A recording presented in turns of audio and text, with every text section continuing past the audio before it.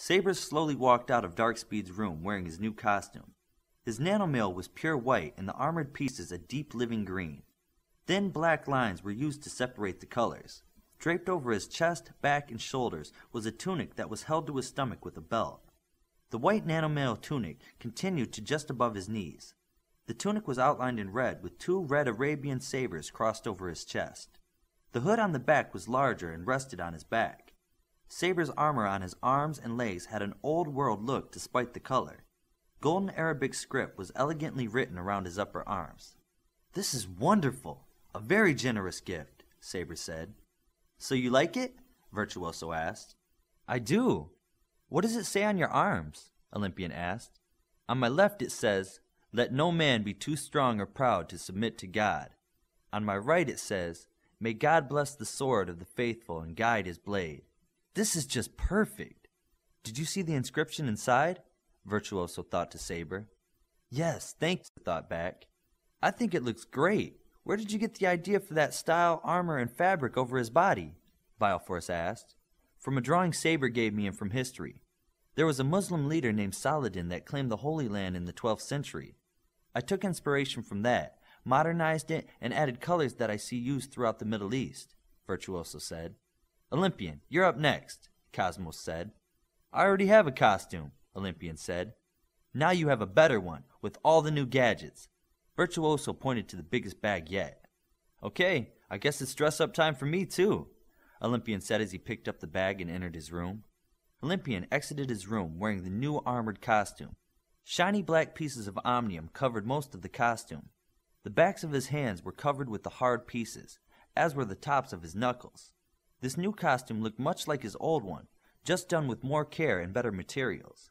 His thicker red cape swayed behind him as he walked. Between his cape and his back was a scabbard that held his new weapon.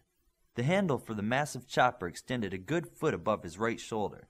"How am I supposed to pull this big thing out? My arm isn't long enough," Olympian said as he put his hand on the handle of the long chopper. "This one isn't called a machete. We just started calling it a chopper. The scabbard holds the front of the chopper in, cradles the edge, and locks in at the top. Just pull the chopper hard and do an overhand swing from there," Virtuoso said. "The cape is in the way. Just trust me." Olympian pulled the chopper from his back to in front of him in one movement. His cape split neatly and resealed quickly after he extended his chopper. "How did it do that?" Olympian asked. "Your cape is made up of small patches of nanomail. The smart scabbard sent out a signal to the cape to unbond then rebond together," Virtuoso said. "That is cool, and this has the whole smart system you were talking about?" "That, and the scabbard does one more thing. Cosmos, can you get the heavy chopper?" "Sure," Cosmos said as he ran to his room and returned with another chopper and a scabbard. "I don't see a difference," Olympian said as he looked at the new chopper. "Cosmos, please strengthen the floor." Virtuoso said, and Cosmos did. "Take this new chopper out of its scabbard." Olympian did, and his eyes widened. "I can feel weight in this thing," he said. "Connors helped me compress some of Dr. Noguchi's super steel before I hardened it. That weighs in at just over 1,000 tons. To you, it should feel like it weighs a pound or so," Cosmos said. "Then how did you carry it?" Olympian looked at Cosmos. "The scabbard has a small anti-gravity device built in. It cancels the weight and inertia of the chopper. You should only pull it out of the scabbard outside," Virtuoso said. "Wow, this would really do some damage." Olympian slowly worked his new heavy chopper into the scabbard on his back. "Making sure that's locked in will take some getting used to." "You won't be breaking that one or even dulling the edge," Cosmos said. "I didn't think my costume needed any work. Thanks, guys." "Cosmos, you're last," Virtuoso said. "I already have a pretty good idea that it's black and gold," Cosmos said as he took up his bag and entered his room. "Didn't he have to make the omnium for his costume?" Glimmer asked Virtuoso. "I designed it with just regular steel. He's probably changing it to omnium as we speak," Virtuoso answered. Cosmos came out of his room wearing his new black and gold armor. This new armor looked like it was all plates. The liquid portion of the armor was now concealed by the hard omnium. The outer design was different too. Virtuoso had added delicate golden Celtic patterns on each of the solid omnium plates. Even the smallest plates had artwork. The artwork was fine and hard to see at a distance. Cosmos held a helmet in his hands that was decorated similar to the rest of the costume. He had no swords or endguns. Along with the Omnium plates, IQ and I designed an anti-gravity system to protect the wearer from initial shock of impact. You should be able to take quite a hit in that armor, Virtuoso said. And it still has the air conditioning inside? Cosmos said. Does it make him stronger? Olympian asked. No, Knight is working on a cyber interface for strength amplification, but it's too big right now. Dr. Noguchi uses something like that for the Sentinel pilots that's as big as a refrigerator, Virtuoso said. Yeah, but Sentinels have the space for that, she added. Put the helmet on, Connor said. Cosmos put the helmet on, and it automatically sealed him in. The wide golden visor allowed great range of vision as he looked around. What about his eyes? Will his visor be a target? Connors asked. No, the same way he used the Omni power to add color into the Omnium, he was able to make the Omnium clear. That's metal he willed to be clear. His eyes are as protected as his shoulders. We did the same with Darkspeed's goggles, Virtuoso answered. Cool, Darkspeed said as he took off his goggles to look closer at them. Why the goggles anyway? Bioforce asked. Dust, dirt, bugs, you name it.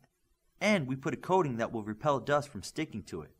Also, your heads-up display is in your goggles, and not in a hollow G in front of you, Virtuoso said. What a custom job this is, Darkspeed said as he looked into his goggles. He began talking quickly and silently into his neck microphone. Hey, I can check my email like this. Virtuoso, Connor said as he stood. You have outdone yourself. These are as professionally made and designed as any Alpha team. Good job. IQ and the others are making an unmodified version of this for everyone. Once they decide on a costume design, we can customize one for everyone. Virtuoso was beaming with pride. So everyone on my team will get a simple black version of this costume? Saber asked. We're thinking of making them gray to match the grays we replaced. That's perfect. I'll let the other coaches know that new super grays are coming. Saber and Glimmer, I'm leaving, so you'll have to step out also, Connor said. Amunet, could I get you a coffee or a pastry before you start in again with Virtuoso? That would be nice, Amunet said as she took Connor's arm and they exited together. I'm stepping out too. I have to show the other hitters this stuff, Olympian said as he headed for the door. Remember to be careful with the chopper, Virtuoso said. What are you, my mother? I heard you, Olympian said as he, Darkspeed, and Saber exited the room. Olympian said as he, Darkspeed, and Saber exited the room. You bring your mother up and she's fair game, Darkspeed said. Leave her out. You brought her in. Ice cream? Glimmer asked Cosmos.